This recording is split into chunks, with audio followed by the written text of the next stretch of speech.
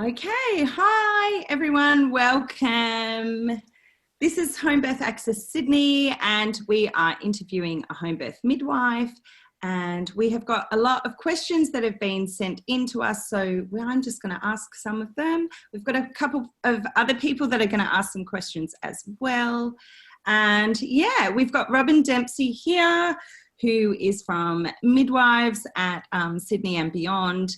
It's a practice in Sydney, based in Sydney. They've got 6 midwives, and Robyn has been at hundreds of births, but she has been at 4 this week. So consequently, she's a little brain dead. She was at 1 this morning, and we were wondering if she was going to make it tonight, but she's here. Birthing women are wonderful. Yeah, so welcome, Robyn. Thank you so much for your time to do this for us. And yeah, if you want to give yourself a little bit of an introduction, and then I'll start with some of the questions unless anyone else wants to have a chat. Oh, Alexandria. Hi. Hello. Okay. All right, I'm Robyn Dempsey. I'm a midwife in private practice, and I've been in private practice for nearly 30 years now. I've attended lots of births, so probably upwards of 600-700 babies caught at home, and a few of those are in hospital as well, as planned. What else? We work in pairs, and I've got 3 not babies, well, they were babies once, of my own, and they were all born at home. I was just telling everybody on the chat that I'm 4'9", and when I was training, I was pregnant, and the doctors in the hospitals, because that's where I trained, would say, oh, well, you're going to be a Caesarean, aren't you? And simply because I'm short. So I thought, I'm staying at home. So I also happened to see the private midwife came in to chat to us, and she bounded in with all this energy and this great yellow coat. I can still remember it. And I thought, yeah, I want her at my birth. And so when I fell pregnant, I asked her to attend me. And that was Maggie Leckie-Thompson, who got drummed out of midwifery by complaints from doctors, basically. But she attended over 1,000 births and was a wonderful midwife. Still is a great woman. Yeah, wow. She's cool. A total legend, really. Yeah. I'm like a bit of a girl fan over here. Yeah. Awesome. So, I mean, quite a few questions got sent in, and one of the ones that was one of the first one that someone wrote, which I thought was really interesting, and it's a real general question, and there's so much in this, but why are women on the clock while labouring and birthing in hospital, and how does this differ from being in a home birth? Okay, so you've got to remember that a hospital is a business, and it's a big business. And so in a business, you have your employees, and that's the midwives and the doctors and such. And there's a budget. And if every woman was allowed to take the time that their body would take, that might be 24 or 48 hours. And bottom line is they can't afford it. The government is paying for this. So for you to say, labour away for 24 hours, taking your time, doing what your body needs to do, they have to provide staff for that. And that's expensive, which is, an awful reality. Whereas at home, you've paid for your midwife, and that's for me. So I'm a fixed fee, and whether I'm there for 3 hours or 32 hours, it's the same price. So I've got nowhere else to be. You employ the midwife. I'm just going to mute Asia. Just mute Asia. Sorry, Asia. Asia. I lost my train of thought. So, yeah, your private midwife's there for you, and she'll come when you need her and stay until it's time to go. So, and your body's not on the clock. So the way I work, as long as you are okay, like medically, your blood pressure, your temperature, all that sort of thing, and baby's heart rate's fine, and you're happy to keep going, we keep going. Yeah. So, and some women I've attended have laboured for 4 days. That's not good, strong labour every 2 minutes for 4 days, but it comes and goes, and it's there for 20 minutes, and then it's there every 3 minutes for an hour, and then it disappears again. But still, it's real, and some women have these long early labours. But in hospital, you get tired after a couple of days without sleep. You get tired, you go into hospital, and you're on the clock. So your body's not performing according to the clock. Let's get this happening. And up goes the drip, and the syntocinon starts, and away goes the cascade. Yeah. Which is sad, but that's the reality. And I've watched it over many years get worse and worse. So, yeah. Awesome. And that's the thing, as soon as you walk into a hospital, you are on there. Yeah, your body, at first you need to only gestate a certain amount of time. If you go, depending on the hospital policy, for some it's beyond 40 weeks and 5 days, and others it's once you get to 42 weeks, that's it, you are induced. If you manage to go into labour at 40 weeks, then you've got a certain amount of hours in order to have your baby, and if your body to get to fully dilated. And if your body doesn't get to fully dilated in a certain amount of hours, up goes the drip to get it happening. If you manage to go into labour at 40 weeks, get to fully dilated, if you don't push your baby out within a certain amount of time, well, there we go, more intervention. If you manage to get to 40 weeks, go into labour, get to fully dilated and push your baby out. If your placenta doesn't come in a certain amount of time, then there's more procedures to get that happening. So, it can be intervention all the way. Yeah. But if you have complexities and such, or if there are problems, hospital is actually a great place to be, and it can be a very safe place to be. It's safer, I think, with a private midwife by your side. So someone who knows the system.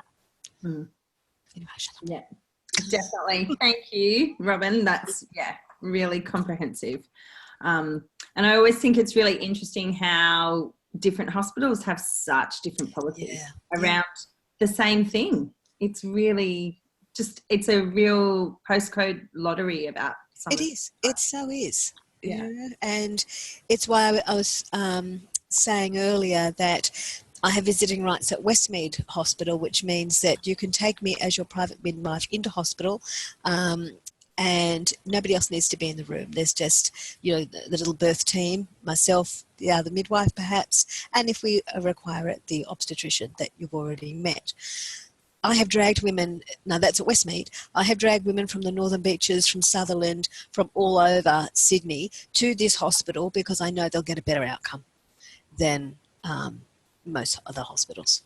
So that's because it's such a lottery with what staff is on the day, can make a big difference. You get one person that says one nasty thing to the poor birthing woman, and it takes all the self-esteem away and just ruins the moment. Yeah. And this is such a special time in a woman's life, that needs nurturing and love, not what do you mean you're trying for a home birth? It doesn't need any crap anyway. Yeah. Don't get me started. I know, that's why we're having this whole thing. So the next lot of questions are really around the practicalities of home birth, and there's so many questions around just actually thinking about birthing your baby at home that lots of women and partners and everyone are like, oh, how is that going to work?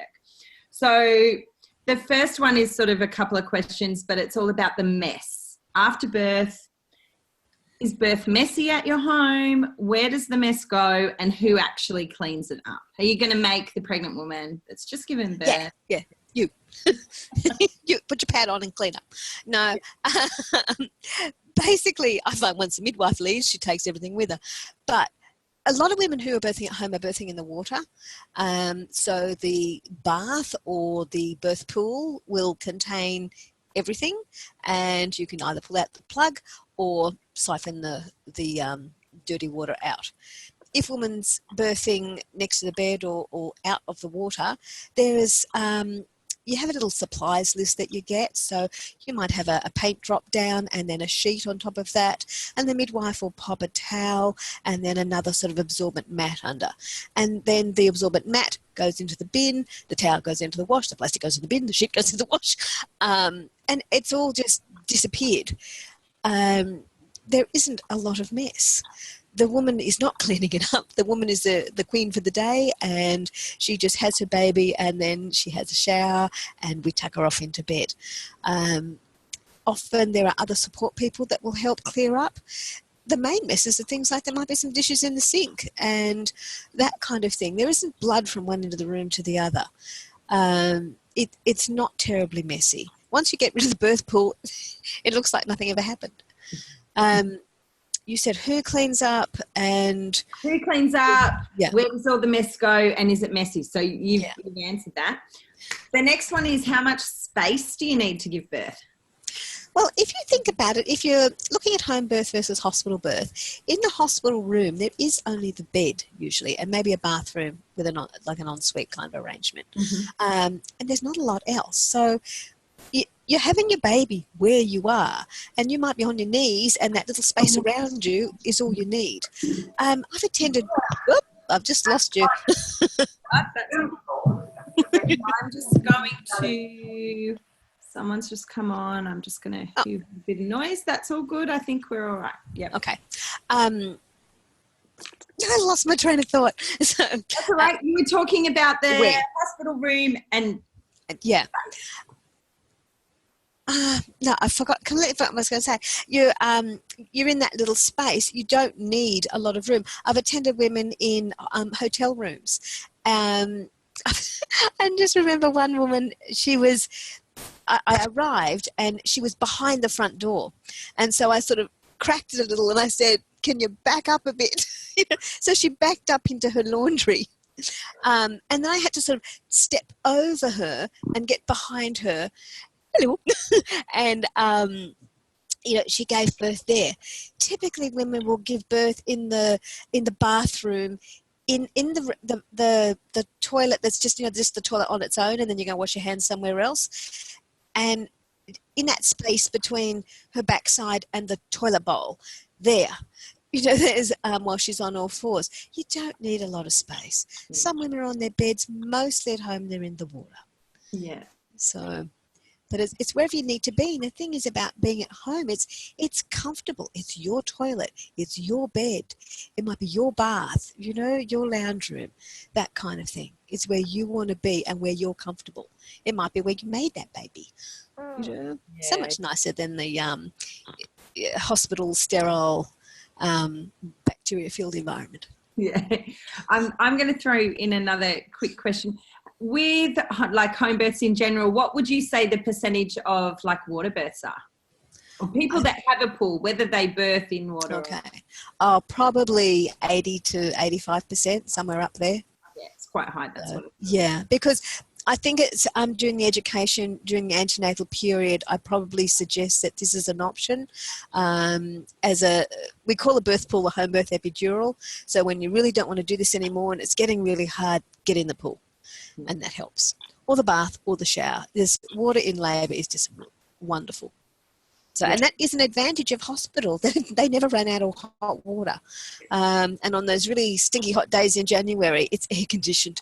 Though most people have air conditioned these days. Yeah. Fan works wonders. Hot water is definitely a thing. If you're in labour for days and days and days, you are definitely going to use endless hot water has its advantages. It's funny actually. When we were pregnant with my daughter, we were renovating our bathroom, and two of the things I said that we needed were a corner bath so I could birth in it and perpetual hot water. And I'm thanking my lucky stars that I actually had the forethought to arrange that, because we did need it. So lovely. And look, for a bath you can like a birth pool, you can put pots on the stove and do that sort of thing. There are ways around it, Absolutely. Yeah. Awesome. And so that sort of leads into our next question, which is about the equipment. So what type of equipment? I mean, obviously like a birth pool, and people can organize that beforehand. But what other equipment do you have sort of on offer as a home? Okay, so equipment might mean pain relieving, pain management kind of stuff. So I can lend women TENS machines. I have aromatherapy oils. I have massage skills.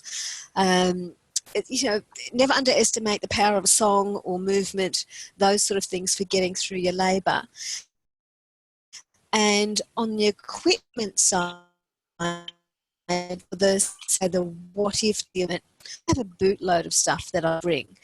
The weeks before the birth, we deliver some oxygen and put some drugs in the fridge for hemorrhage in case that's a possibility.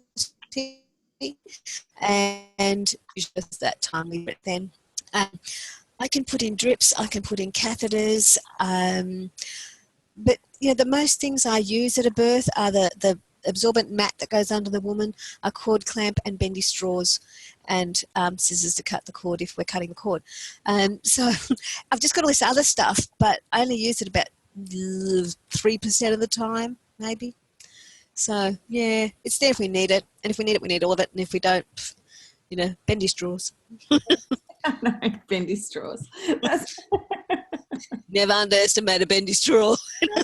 It's so funny. It's like such a lifesaver, a bendy straw. If you can have a bendy straw for a pregnant woman, she can drink in whatever position she's in. It's like the best thing in the world. Yeah. Well, if you take it, that bendy straw, most women are like this, and that bendy straw comes under here, and if you hydrate a woman, hydration stops fear. So if you're well hydrated, then you're less likely to be afraid. Once you start getting dehydrated, the fear starts to come in, the muscles start to tense, and it can spiral down from there. So hydration is a big thing. So go the bendy straw. Yeah. Awesome. And so how long do you stay at a birth afterwards? Okay, so Azure's just disappeared. It will actually depend on a lot of things. Like, you need to have your baby, you need to have your placenta, you need to have breastfed. We check to see if you need any stitches. You have a shower, or we give you a wash. You have a pee, you're tucked into bed, we've done the paperwork. It's roughly 2 to 4 hours, but a placenta might take 4 hours to come, and so we might be there for 6 to 10 hours. It just depends. There's just a few things we like you to achieve before we leave. And typically it's that time where mum and dad and bubby, or mum and bubby are tucked up in bed, and they're ready for their nap. And so it's time to back out and see you tomorrow, sort of thing. Yeah. Awesome. And can you explain a bit about why in Australia we have to have 2 midwives? Why? Well, that rule, that's what we need to have here. What's the role of the second midwife? And if someone sort of has a home birth with you, or, a private midwife, do they usually get to meet that second midwife as well? Or is that maybe not always? Alrighty. So as part of our insurance, we need to carry professional indemnity insurance in order to be registered as a midwife. So no indemnity insurance, no registration, no chem practice. So, and part of that is having 2 midwives at a home birth. So each practice of midwives organises it a little differently. So I'll speak to the way we organise it. And that's that when you employ, say me, you're employing a second midwife as well. And generally that midwife is someone that's in your area or available for the time that you're having your baby. Mm-hmm. Now, the woman will meet that midwife at least twice through the pregnancy, or if the woman would like to see that midwife every second visit, she can. It's completely up to the woman, because this is her thing, this is her journey, and we're here to be employed by her and abide by her wishes. So for us, the role of the second midwife is during the birth, the first midwife goes, so primary midwife goes, and then a little closer to the birth, we call the second midwife in. So she's there, she sort of sits in the background, she usually does the paperwork and can help bring things if necessary. But she tends to sit back a little bit more. If there's an emergency and an extra pair of hands is needed, bang, she's there and knows what to do. So it's very reassuring. And if there is a transfer into the hospital situation, both midwives go. One can run interference and one can do hand-holding. So it works quite well that way. You usually find that the primary midwife is the one that runs interference. Which is code for talking to the hospital staff to help them to understand the woman's wishes and to abide by those. Absolutely. It works well.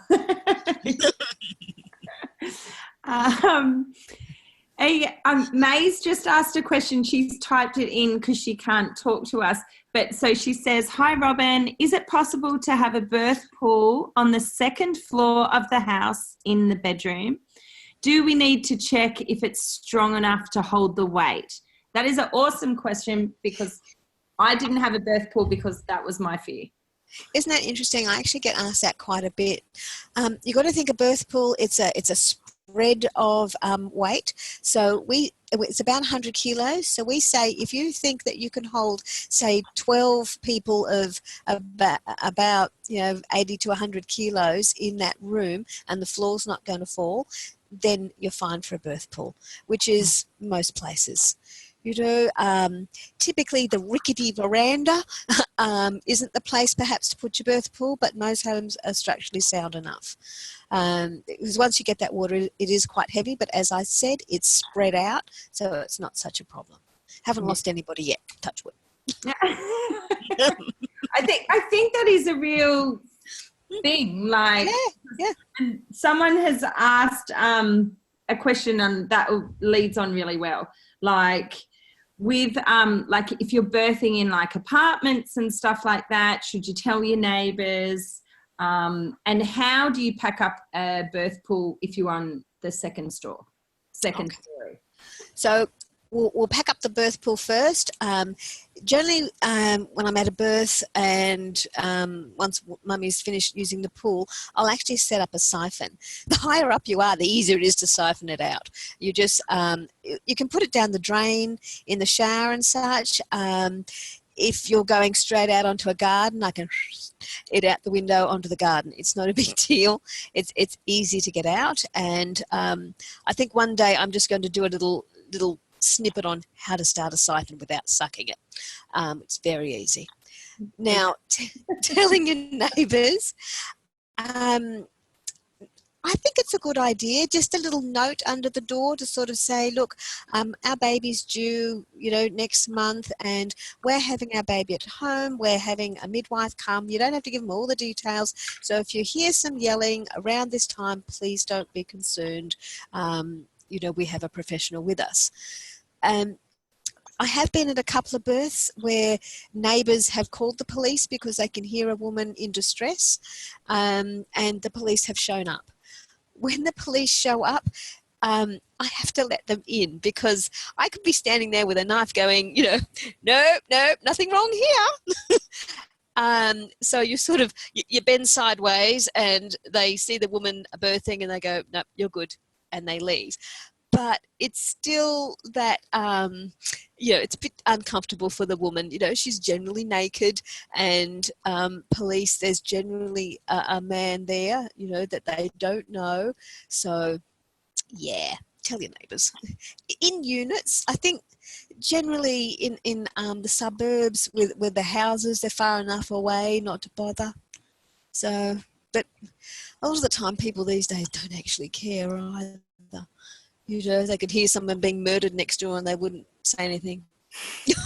Actually, when I had my home birth, we lived in a duplex and I assumed anyone could hear everything because I could hear their 3 children every day. So I was like, I'm sure you hear me labouring. And we had people ask 2 days after our son was born, I'm like, oh, when is he due? Is he arriving soon? Like, oh, we already had him 2 days ago. And I don't think I was holding back. So no, and that's the thing. And we don't want you to hold back. We want you to be completely comfortable because it's your house. And the thing is, women don't scream for hours on end. They just kind of get a little bit louder as that head is crowning, basically. Definitely. And I think, you know, the head crowns, mum has a bit of a yell, then the baby tends to cry, and then anyone who's tuned in will think, oh, baby. Totally. But, yeah. But, yeah, concerned neighbours ringing the police, like, I think that's a good thing, you know, that if you were in distress, wouldn't you want someone to call the police for you if you weren't able to yourself? So there's a lot of domestic violence out there these days. Well, there always has been. It's just more reportable now. Yeah. Yeah, absolutely. But I can imagine that would upset my vibe if I was birthing and 2 policemen walked in. Yeah. Unsettle me a little bit. I'd have to get back in my zone. Yeah, it takes a while, but you can. Generally, because it's what I call the saber-toothed tiger effect, that I don't know how women birth in hospital because billions of years of biology hasn't changed. And so we're like cave women. And here we are birthing our baby in our cave, and then the saber-toothed tiger walks by. You hear a noise, and you think, and your body says, oh my God, is that a saber-toothed tiger? And your husband walks in. It's like, oh no, it's just the husband. And so your body actually has the ability to either stop your labour so you could run away from that tiger, or birth really quickly and run away from the tiger. So when you're labouring at home and the midwife arrives and it's like, oh, that's somebody different? Is that a saber-toothed tiger? No, that's just the midwife. And your labour can go off for about 20 minutes or so, but it will come back. So think about yourself in a hospital room and, you know, someone comes in, I'm going to lunch. You know, is that a saber-toothed tiger? Oh, no, that's her going to lunch. 20 minutes to get it back. You know, have you got the keys? You know, oh, okay, so that's not a saber-toothed tiger. It's her wanting the keys. So you're constantly interrupted. You know, that, oh, I need to see, I need to turn these lights on. Another interruption. And I could go on all night. I think you get the picture. Yeah, definitely. There's something to be said for just allowing and letting a woman just birth her baby. Yeah. It is really good. Okay, so I'm just conscious of time. We've got about 20 minutes to 40 minutes left. We'll see how we go. Something that's really comes up a lot, and it is always really, you know, interesting, and why would you pay for home birth, is what's the price of home birth? How does it work out? Health insurers, do they cover a portion of the postnatal and antenatal stuff? And can you change insurers halfway through? Okay, so our fees for midwifery are, let me think, for this year it's $6,150. It goes up by $150 every year, and that gives you the 2 midwives and care from, you know, you might come to see us at 9 weeks, and that's all the way through to 6 weeks post baby's birth. Each midwife, like practice, will charge slightly different, but I'd say we're one of the more expensive ones, and we can guarantee you 2 midwives. Plug. We are all Medicare eligible, and that means that if you're eligible for Medicare, then you get about $1,000 to $1,200 back from Medicare. Health insurance is each are slightly different. NIB pay a little bit. I'm talking like $20 a visit, which is what they paid 27 years ago when I had my first. HCF, if you apply beforehand about 3 months, I've had them pay like $3,000 for the birth, as well as the postnatal and antenatal care. So one woman got back, I think, everything but like $150 or something really small. So that was great. That really was good. Surprising for me to hear that. Yeah, wow. Yeah, but I got the name of somebody at HCF, and I get the women to write the letter to this person, and she puts it through the system. But, you know, if you don't know somebody, you don't know, yeah? I think Teachers Health give a little bit back, and so do Defence Health, but it's worth asking your health insurer. The problem with changing halfway is that you sort of you have to be with a health insurance company for a certain amount of time before they pay for midwifery or obstetric services. And so if you change halfway, they may say, oh, well, no, you have to have a waiting period of X amount of months. So if you're thinking about changing, ask, is there a waiting period and such? So, but well worth it. Robyn, just on that, I've been calling around a fair bit, just trying to ask and putting the message out there that this is something that consumers are interested in. And I said, look, so say you're with People Care and you want to change halfway through to HCF or Defence Health, which also cover $3,500 of it. And they said, as long as you provide the policy document stating like for like level of cover.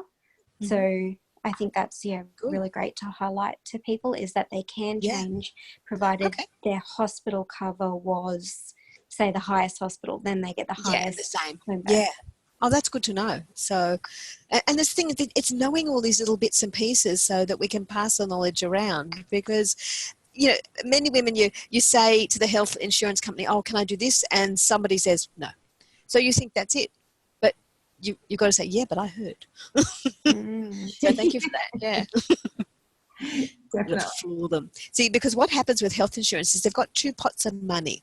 One pot of money is generally for the like the hospital bed and the doctor service, or the medical service, and the other pot of money is for your chiropractic and osteopathic and all that kind of care. And they never know which pot of money to take you out of. So because we're a medical service, but we're kind of an ancillary service. So rather than make the decision, they go, oh, too hard. So push them. Yeah. Okay. So now we have a lot of the questions that are based around, what if something goes wrong? When would we transfer into hospital? And what is the difference between a sort of non-emergency transfer and an emergency transfer? And how would that be sort of different? Okay, so generally through the course of the pregnancy, I've asked the woman, everything is a choice for starters. I generally say, look, how does she feel about booking into the local maternity hospital? I talk about her local place, I talk about Westmead, and she makes choices around where she would like to go if we need to move into hospital. She either chooses not to book in anywhere, to book into both, or to book into one.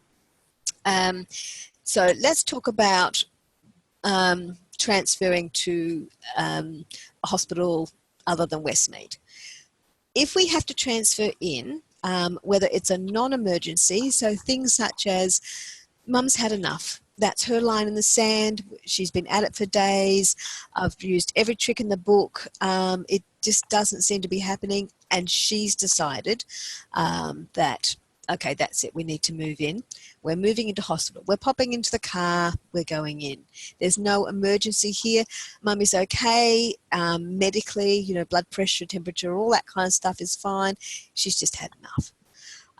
And baby's fine. So we're generally looking at, does she want an epidural? Do we have to put the drip up to get the labour happening? Those kind of things. It's not an emergency. We've got plenty of time and lots of time for negotiation. When I'm going in with that kind of a role, I become sort of a very knowledgeable doula. They don't like it because I am well known, and they feel threatened by that. And that can act as a disadvantage for the woman because the hospital midwife wants to have a relationship with the woman. But the thing is, the woman doesn't want the relationship with the midwife because she has her private midwife. And others aren't threatened, and it can work beautifully. So moving to that hospital in an emergency situation, it's generally, I've called an ambulance. I ring ahead, I say, okay, Mrs. Bloggs has chosen to book into your hospital. If I take it back a little step, when I'm speaking to women through the antenatal period, if they've chosen to book into the hospital, I'll send their stuff off to the hospital, their medical history and their blood tests and all that sort of thing. So the hospital have a little file, and that makes them feel a bit more comfortable, and they have a medical record number, and that makes them feel comfortable because they can tap into their computer and say, oh yes, Mrs. Bloggs is number 4. So we've transferred into that hospital.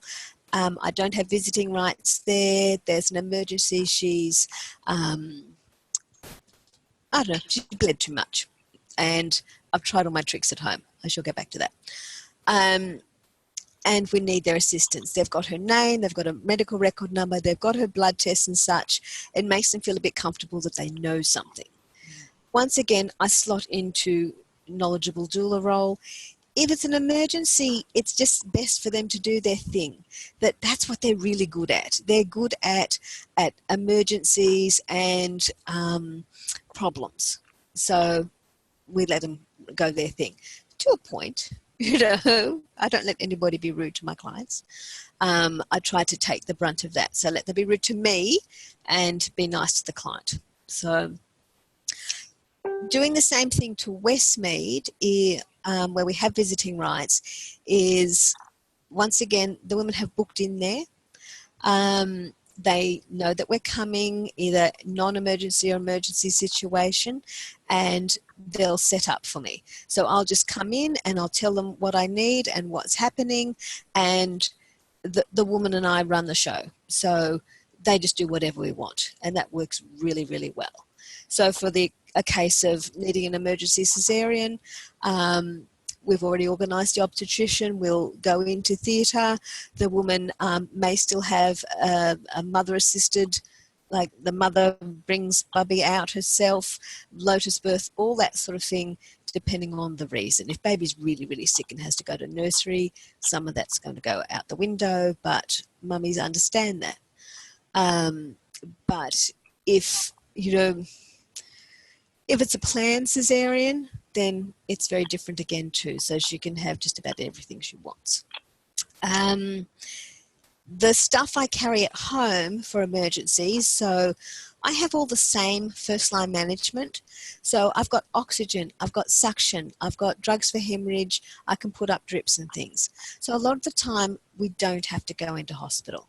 We transfer about, my practice, about 16% of the time. 10% is that first time mothers drawing a line in the sand, had enough, want to go in, for pain relief generally. And 6%, 3% were surprise breaches. We prefer not to do breaches at home. Sometimes they just fall out, that happens. And others, if we've got some warning, it's going to be safer to birth in hospital. And I would try to get you to Westmead for that, because I know the practitioners there and they're skilled. The other 3% were fetal distress, which we don't see much of at home because we don't do things to women that cause fetal distress, like epidurals and narcotics and drips and things that speed labour. Oh, sorry. I hate bugs. Unexpected sick baby, so everything's been fine. Got to have a little light humour in it all. Everything's been fine, and baby arrives and doesn't want to breathe, so we've got oxygen there, and a little bit of oxygen and some gentle encouragement with breathing often brings babies around. I also have herbs and homeopathics which I use, and hemorrhage. So hemorrhage, also, none of these things happen very often at home because we don't interfere with the process. So hemorrhage doesn't happen very often, but we carry the same drugs as the hospital has, and we can use them. Generally, with a hemorrhage, I'll say to a woman, I need you to stop bleeding now, or I'll encourage her to look at her baby and be with her baby and raise up her oxytocin, which slows down the hemorrhaging. I'll give her some homeopathics. I'll hold up the needle and say, stop bleeding or I'm going to give you this. And if she continues, then we give it to her. Now, generally, my drugs go out of date before I have to use them. So that's how infrequently I use them. I can give her those drugs, but if we're not getting on top of the bleeding, then we'll move in. Touch wood, I don't think I've had any hemorrhages this year. So we've had some distressed babies. It's distressed baby, fetal distress this year. My one, yeah. yes. Hey, Amy. I'd really like to add as well that so I transferred for my first birth, and it was just a labour, and ended up with a Caesarean. So it was the entire opposite to what I had planned. But having the continuity of care with the midwife that I had had throughout my pregnancy really made that such a positive experience despite it being the opposite of what I'd planned. And Yeah. so, yeah, like I feel like having that gold standard of care, it actually, even if I was just paying for the antenatal and postnatal care, I think I would have done it just for that anyway. And I did. And it was amazing. So, yeah, it makes a massive difference having your own midwife there.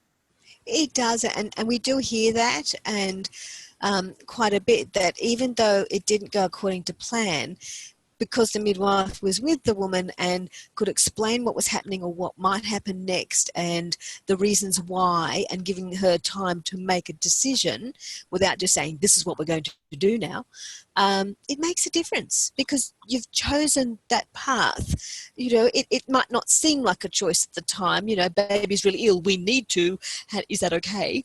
And you think that, yeah, okay, that's all right. And then being able to debrief with your midwife afterwards, I think, makes a big difference too. Yeah, absolutely. No, it was an incredible experience. So, yeah, I'm a massive advocate for having a privately practicing midwife, even if you're having a planned caesarean. Yeah, yeah. And I've been that midwife a number of times for planned caesareans, and, you know, a woman having her 5th baby, and she'd had her others at home, which actually she had a Caesar for the first one, then she had 2, 3 and 4 at home, and number 5, her placenta was previous, so it was completely blocking the opening, and so she needed to have a planned caesarean. And that was really hard because she wanted a home birth, but that wasn't going to happen. But she had a mother-assisted caesarean and she had a lotus birth, and, you know, it worked out in the end. I mean, it was awful for her because that placenta had grown all the way through the uterus, and she needed to have a hysterectomy as well. So she had a lot of complexities, but we were able to organise so many teams: the urology team, the anaesthetic team, the team that stops her hemorrhaging with this kind of thing, and her midwifery team and her obstetric team, and we worked as this one great team for her, and she just orchestrated it all. And that's what continuity of care and collaboration is about, you know, true collaboration, which is why I like Westmead so much. Yeah, absolutely. Yeah, that's amazing. And yeah, like that's what it's all about. It doesn't really matter where or how you give birth, as long as you have that support and you feel supported. Like Amy, your thing was totally out the window really, but you had someone there with you that understood and was supporting you emotionally, so you could have still have a really positive experience. Yeah, it's a huge difference. And I think as well, like having someone there that has the knowledge that can help to orchestrate and like organize things behind the scenes for you. Like we didn't call the hospital, we just rocked up there. My midwife called the hospital and she told them what was happening, and so we really just got there, and yeah, they looked after us. But it was having that person behind the scenes advocating and explaining and smoothing everything over was just a huge benefit for sure. Yeah. Okay, that leads into the next question. I only got 3 more max, Robyn. It's fine. I'll sit here and talk birth all night. I don't mind. It's so good. I'm absolutely loving it. But this sort of leads in really well. And, you know, with public funded home birth sort of programs that, you know, we've just got one at Randwick at the Royal in Sydney. But their VBAC women aren't eligible for them. So, of course not. Yeah. And neither will short women or women having their first babies, or, you know, women with brown hair, blue eyes, you know. And this is the problem with it, that when you get a publicly funded home birth program, I'm on my horse now. That, you know, there's going to be all the rules that go with it, that it's not women-centred, it's hospital-centred. So if the woman's body doesn't meet the rules, then they don't get to do it, and everybody gets risked out. So in the end, it's you end up with very few women birthing at home under the program, and it changes it because the staff aren't trusting the woman. they're ticking boxes. And so I don't think it works. However, having said that, it's better than nothing. It's a foot in the door. And if you can get in and, for starters, exclude just about everybody, but a few get through, then you can say, see, it's safe. Now we want to do this one, we want to do that one. But it's still so controlling, I mean, it sucks that women don't have this choice, that private midwives are expensive. This choice should be available to everybody. And we're working very hard with Westmead as well to get publicly funded home birth as well, without the restrictions. So, and just on the quiet, it's working. So we'll get there, including the VBACs. Yeah. And that sort of leads it, like the next question is around like information for VBAC women. Say if women are watching this and they've had a previous caesarean, what's your, support or understanding of like VBAC women birthing at home? Happy to catch babies of women who've had one Caesar at home. Once we're getting on to 2 and more, then we prefer to move into hospital. Simply, look, I'm not scared to do VBAC 2s at home, but the climate at the moment for private midwives, I don't want to be hunted down and out of existence. So we do that in hospital. And as we were speaking about before, it's more about the care that surrounds you, that it's just a venue. We do some labour at home, we go into hospital, you have your baby, we rack off again. And I've caught women who've had, one Caesar at home. I've actually caught women who've had 2 Caesars at home, but not recently. 3 in hospital and 4 Caesars in hospital. And they're all fine experiences, no matter where these women were. So, yeah. And one woman who's had 4 previous Caesars is having her next baby. She had 4 previous Caesars, then she had a baby in Westmead, and now she's having her next one. So she's going to have her 6th baby after 4 Caesars, which I think is lovely. Amazing. And to have 6 children. It's amazing. I know. That's just... Yeah, we don't see the bigger families these days, but it's still nice. Yeah, absolutely. But, for the women having Caesars, previous Caesars, wherever you're birthing, it's your head. Your body knows what it's doing. Generally, I find it was the system that failed these women, that didn't give them enough time, or for whatever reason, bullied them, frightened them, particularly with 2 and 3 Caesars, that they had the first Caesar for whatever reason, and then the second Caesar because they had the first Caesar, and then on it goes. So we don't know how these women birth. And if they can get out of their head and believe they can do it, I believe they can do it, so of course they can. It happens. Yeah. What doesn't make a body that doesn't work? Yeah. Yeah. I'm going to ask one more question and then I'll open it up to everyone else, and that leads in, seeing as we're talking about women that have 6 babies, which is awesome. How do you prepare siblings to be at home births, and how, what's the best way to sort of talk to kids about that, do you think? I always think be honest with them, and the mother, the family knows the child better than anybody, so they know what they can deal with and what they can't. Do they like blood? Do they not like blood? Are they noise sensitive?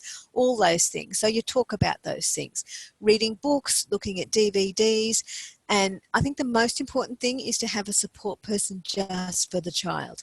So if the child is uncomfortable at the time, they can go, whether that's into their room and play or away.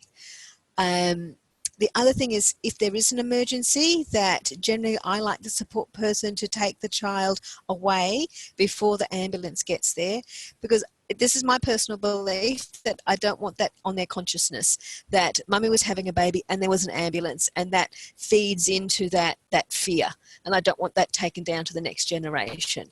So if they can go to the park at 3 a.m, while we just move mummy into hospital, and then they can join us there later. But generally when it's, we don't see problems at home, but have a support person for the other child. So, or children. Yeah. Awesome.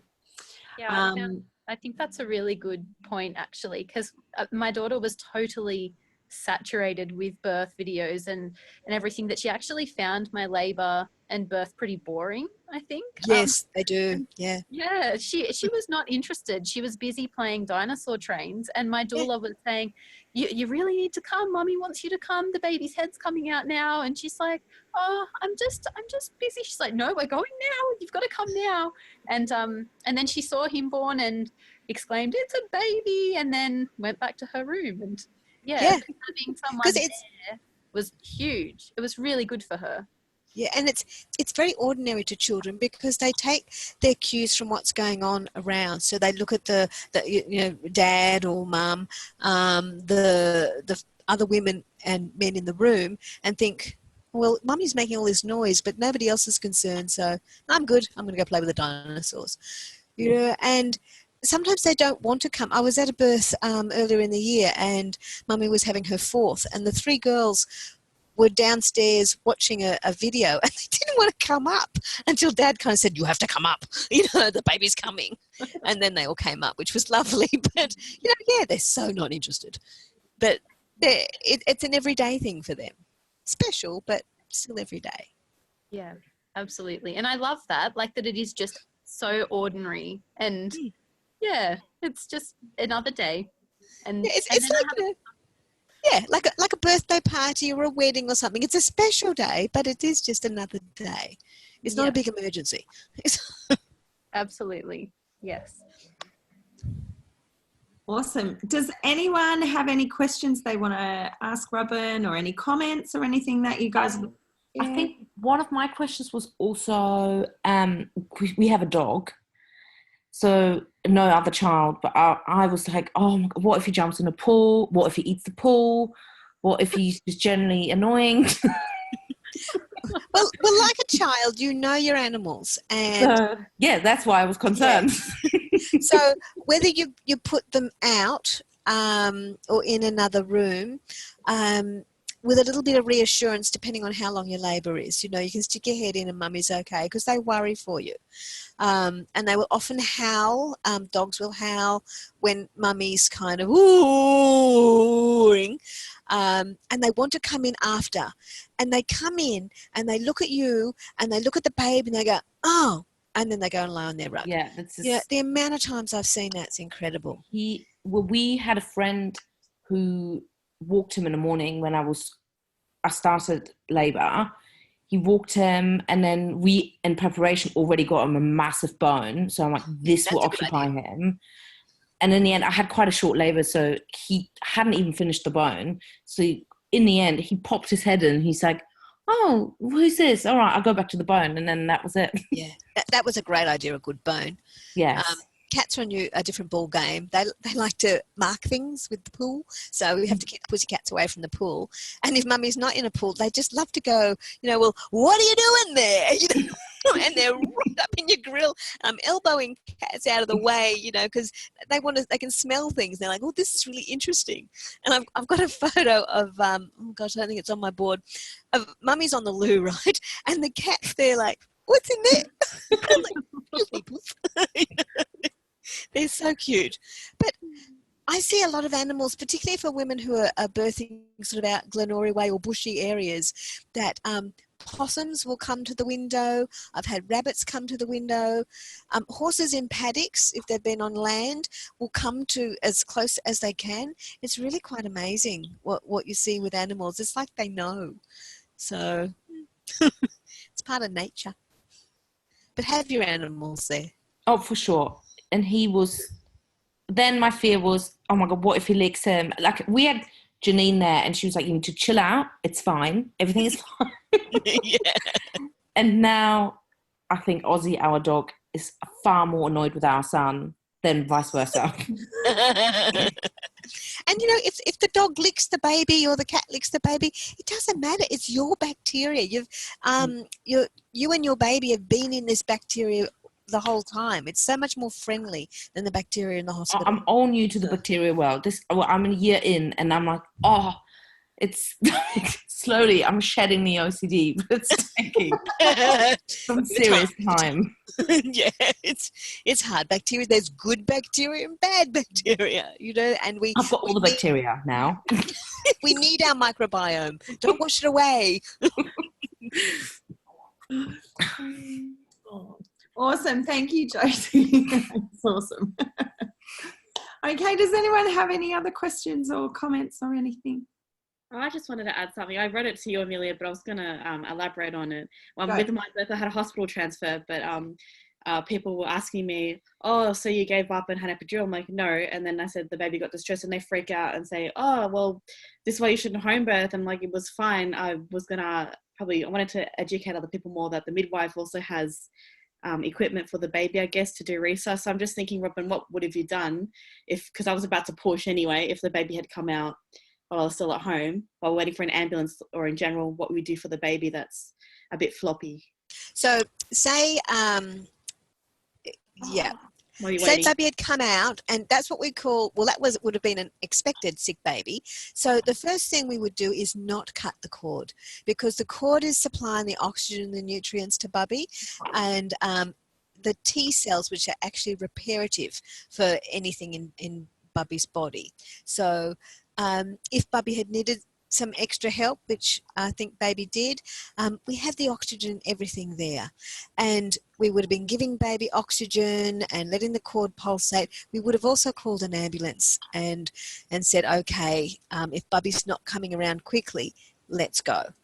But if baby came around quickly, then we could always send the ambulance away, or not call them in the first place. But when baby's heart rates are quite low towards the end of labour, it can indicate distress. When they're not coming back up to a reasonable amount, then babies can actually pass away. So that's why, as a midwife, we need to act quite quickly. Sometimes, the ambulance is going to take some time, and so we have to work with what we've got. And if babies arrive and they're not breathing at all, then we have all the skills. We can do cardiac massage, we can breathe for them, we can keep them going until the more advanced help gets there. I just see ambulances as fast transport, really, because we're pretty advanced in our help. Yeah. But my oxygen tank only lasts about 20 minutes. Okay. Because they seem to think that a midwife the home birth midwives come there with like a pair of scissors and that's it. Yes, pair of scissors and an and an incense stick. They have a whole kit, so I was just wondering what they did for the baby. I knew you had stuff for the mother, so educate people, yeah. Yeah, well, the oxygen is for the baby, and we have specialist equipment to administer that oxygen with, and babies don't need a lot. We could do cardiac massage. Usually, if they're not breathing, we've got suction as well. That's the other thing, because they can be full of gunk, and we just clear that for them. Yeah. Awesome. Show me your baby. Yeah, show us. I haven't seen her for a week. Love you now. Oh, look at her. Cluck, cluck. She's amazing. No, she's beautiful. Yeah, that was a great question, Emma. Thank you. So May's just typed in a question. Hi, Robyn. How do you tell the support person who is looking after your child that you want the child in the room at the birth, but not the support person? And this support person happens to be your mum who wants to be at the birth. I think if you don't want mum at the birth, then mum doesn't get to come to the birth. And I think that the best thing would perhaps be to look at another support person, and then you're not caught in that awkward position on the day, because on the day it's your job to birth this next baby and not be having to worry about the other child or the politics of what's going on within the family. If it's not an option to have another relative or a friend, then maybe paying someone, having a doula, something like that, or a paid person to look after the child. Because that's a really hard conversation. If you feel you're up for it, to have that conversation to say, look, Mum, this is my private time. I want, little one in, but I need you to step back. I don't know how that's going to go down no matter how you put it. So it might be better to sort of have somebody else to say, oh, you know, I've found someone so you don't have to worry. But yeah, has anyone else got any suggestions for that one? Oh, Asia's just said something that she had her mum take her toddler for 40 minutes down to the shops in our street, and hubby called them to come back and delivered the toddler to the door. Oh, yeah, that's a good idea. Asia was saying like her mum wasn't there. Yep. Yeah. I don't have another child, so I just told my mum from the beginning, this is just going to be my partner and I. And my mum and I have a wonderful relationship, but I think if she had been there, I would have been more drawn to rely on her than I did on my partner, if that makes sense. Because we are so close. So I just said from the beginning. And also, she's a massive worrywart like me, so I think she would have just driven me up the wall. So instead, she just came afterwards. So she was just not part from the beginning, and she was really upset at the beginning, and I was quite stern and said, it's my birth. Yeah. You're not coming. Yeah, you've got to think about yourself. You have to be number one. Yeah. And sometimes that means treading on some toes and being strong. And that's okay. It's okay to set boundaries, to say, no, you know, this is about me this time. I love you dearly, but this is what I need. And you need to respect that. Totally. Yeah. I totally tell the mums I work with that this is like your day to be totally selfish. Yeah. You know, you can, you know, revel in that and be selfish, because you need to just birth your baby and focus on your baby. You can't be emotionally supporting other people that are in the room that are also then going to affect you emotionally. So if you're in labour and you're in the throes of it, and then you look at your mum sideways and she gives you a funny look, and then you imagine in your head, that can muck up your whole labour. That can totally stop your labour. So you don't want any of that on that day. You know, it's really important to protect your birthing space, whatever birthing space it is. Doesn't matter if it's home or hospital or wherever, but you have to really protect yourself emotionally when you're in labour. Yeah. Okay, I think that's all the questions. Thank you so much, Robyn. Yeah, it's my pleasure. I could listen to you all night as well. Just so much knowledge, and just really, you know, helping to, you know, get people to understand home birth a little bit more, and just to really break down those myths and stereotypes around home birth. And and you know, sorry to interrupt. Just quickly, because we just have a friend who's interested in a home birth, and I think she's quite far along, and I'm not far to organise for this stuff, but when do you think a woman should have her own midwife, like her private midwife, organised? At what stage of her pregnancy? Look, the best time is as soon as she turns that pink, yellow, striped, whatever, because we book out so fast. Like I only work with 4 women a month, 6 at a push. So, and there's so few of us. And because we have to work in pairs, it narrows it again. So if you're thinking about it, engage one. If, you know, you think, no, I'll be fine with the system, and you get halfway through the system, you're thinking, nah, ask. You know, sometimes we're not booked out. I always say it's never too late. However, we prefer not to take women beyond 34 weeks, simply because it's not enough time to get their head around it. 34 weeks wanting to birth in the hospital, we can generally work that one, but 34 weeks changing from hospital to home, it's often not enough time to get your head in the right space, because you do need to get your head there, because if you've suddenly changed your mind at 34 weeks, or you've been thinking about it for a while, but that's when you got around to it, the pressure you get from outside that says, oh, I don't think that's safe, you know, and you know, those little voices in your head, they can get on top of you. So we need more time to help you find your courage and to know that, yeah, you got this. It's all good. Yeah. Perfect. Well, you wouldn't have liked me, Robyn. What? I was in the UK, so it was very different. Oh, that's different. I changed at 34 weeks. Yeah.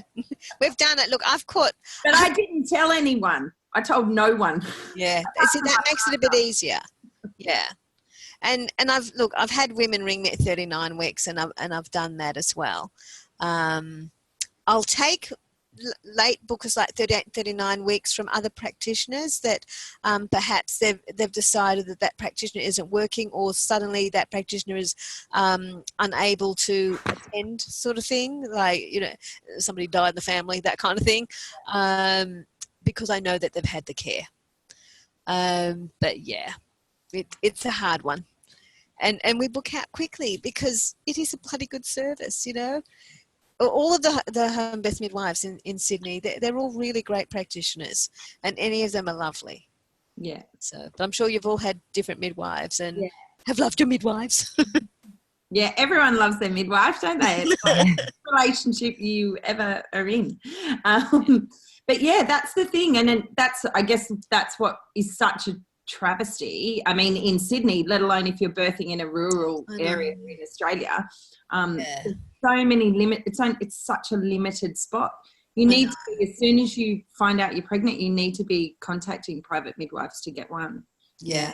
And we're busy. We work with Western Sydney University too, to get the midwives through the uni to come out with us and learn, because we want more independent midwives, so women have more choice, and there's quite a few, and it's good.